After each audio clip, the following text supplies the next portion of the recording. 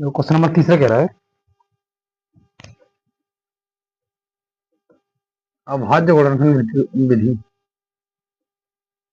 अभाज्य गुणनखंड विधि द्वारा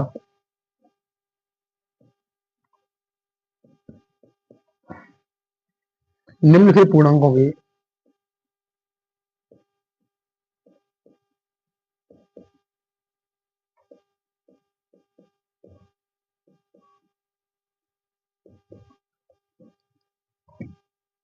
HCF और LCM ज्ञात कीजिए। HCF और LCM ज्ञात कीजिए। ठीक है, हमें ये LCM और HCF ज्ञात करना है। पहला है 12, 15 और 21। दूसरा है 17, 23 और 29। तीसरा है 8, 9 और 25। ठीक है, ये हमें सवाल दे रखे हैं। तो देखो इनके सॉल्यूशन देखते हैं। ठीक है ना, अभाज्य गुणनखंड विधि द्वारा इनके एलसीएम और एचसीएफ ज्ञात करनी है। तो अभाज्य गुणनखंड विधि कौन सी होती है? वही जैसे हम अभी काट रहे थे, जैसे 21 को काट रहे, 3 7 21, फिर 7 एकम 7 ऐसे। तो ये विधि जो होती है वो होती है अभाज्य गुणनखंड विधि। अभी हम जो निकाल रहे थे इससे पहले वाले क्वेश्चन में। ठीक है, तो पहले एचसीएफ निकाल लेते हैं इनकी। एचसीएफ यानी 12, 15 और 21 में देखो इसमें क्या आएगा, 2 दूनी 4, 2 4 12, इसमें 3 पंजे 15, इसमें 3 सत्ते 21। तो कॉमन क्या है तीनों में? 3 कॉमन है देखो। तो इसका एचसीएफ कितना आ गया? 3 आ गया। और एलसीएम देखो, एलसीएम 12, 15 और 21। 3 से काटो, चलो 2 से काटते, शुरुआत 2 से काटते। 2 छक्का 12, 15, 21। फिर 2 3 6, 15, 21। 3 एकम 3, 3 पंजे 15, 3 सत्ते 21। 5 एकम 5, 7 और ये 7 एकम 7। ठीक है, तो यहाँ से एलसीएम जो आ गया इसका, वो कितना आ गया एलसीएम? 2 गुणा 2 गुणा 3 गुणा 5 गुणा 7। 2 दूनी 4 3 12 5 60 6 7 42 यानी 420 आंसर आ गया 420। ठीक है, एचसीएफ आया हमारा 3 और एलसीएम आया हमारा 420। ठीक है, देखते हैं सेकंड वाले का आंसर। क्लियर है ना? ये एलसीएम और एचसीएफ ये तो सभी को आती होंगी निकालने।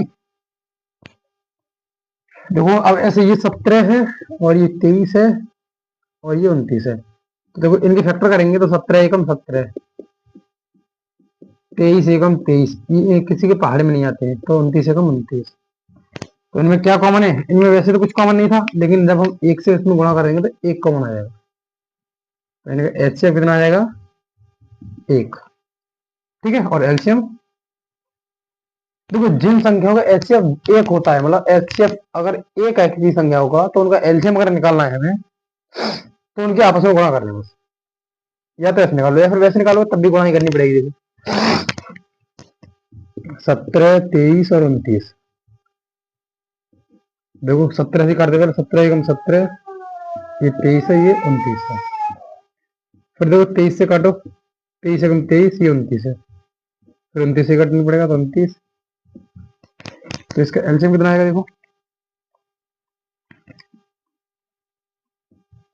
यह 17 गुणा 23 गुणा 29, इनकी सबकी गुणा कर लो। देखो कितने है इनकी गुणा करनी पड़ेगी ना। 23 की गुणा करो पहले 23 में 17 में, 17 से 51 हासिल 5, 17 दूनी 34, 5 39। और इसमें गुणा करो 29 की, 9 एकम 9, 9 निम 81, 9 3 27 35, 2 एकम 2, 2 निम 18, 2 3 6 7, 9 3 8 3 हासिल 1 11, 11,339, 11,339। देख लेना एक बार, गुणा खुद से कर लेना, चेक कर लेना। ठीक है, तो इसके एलसीएम और एचसीएफ कितने आ गए? एचसीएफ आया 1 और एलसीएम आया 11,339। ठीक है, इसको चेक कर लेना है, गुणा करके दोबारा से। देखते हैं तीसरा वाला। तो तीसरा वाला भी रखा है 8, 9 और 25। तो 2 दूनी 4 दूनी 8, 3 तिया 9, 25। इनमें कुछ कॉमन नहीं है तो बाद में देखो ये है 2 दूनी 4 दूनी 8, 3 तिया 9, 25। ये हो गया इनका गुणनफल। अब इनमें कुछ कॉमन दिखाई दे रहा है आपको। देखो 2 इसमें है तो इनमें किसी में 2 नहीं है, इसमें 3 है तो किन्हीं में 3 नहीं है, इसमें 5 है तो 5 ही नहीं है किसी में। जब ऐसा होता है कुछ भी कॉमन नहीं होता तो उसमें क्या करते हैं 1 से गुणा कर लेते हैं और वही उनका एचसीएफ आ जाता है। फिर कॉमन क्या आ जाएगा 1 और इनका एचसीएफ क्या आ जाएगा 1 ही आ जाएगा। तो HCF कितना आ गया इनका 1। ठीक है ना। अब देखो एलसीएम कैसे निकालेंगे 8, 9 और 25। देखो 2 से 2 चौक 8, ये 9, ये 25, 2 दूनी 4, 9, 25। देखो मैंने फिर से पहले ही बताया था कि जब ऐसे फेक आए तो उनकी सबकी आपस में गुणा कर लो एलसीएम आ जाएगा। लेकिन हम ऐसे भी निकाल लेते हैं। ठीक है, 2 एकम 2, 25, फिर 3 से, फिर 3 से 3 एकम 3, 25। अब ये 5 से कटेगा,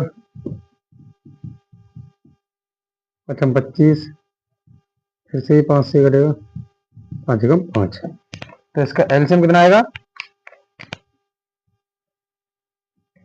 2 गुणा 2 गुणा 2 गुणा 3 गुणा 5 गुणा 5। ठीक है ना, ये इसका एलसीएम आ जाएगा। देखो इनकी सबकी गुणा कर लो, ये इसका एलसीएम आ जाएगा। देखो 2 दूनी 4 दूनी 8, 8 के 24, 24 के 72, 72 गुणा कर लो 25 में, 72 गुणा कर लो 25 में,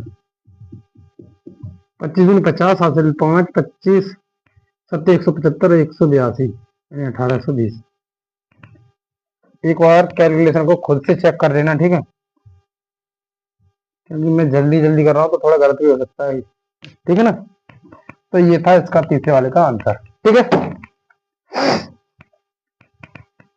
तो क्लियर होगा ये भी, देख लो अच्छे से। फिर चलते क्वेश्चन नंबर 4 की तरफ।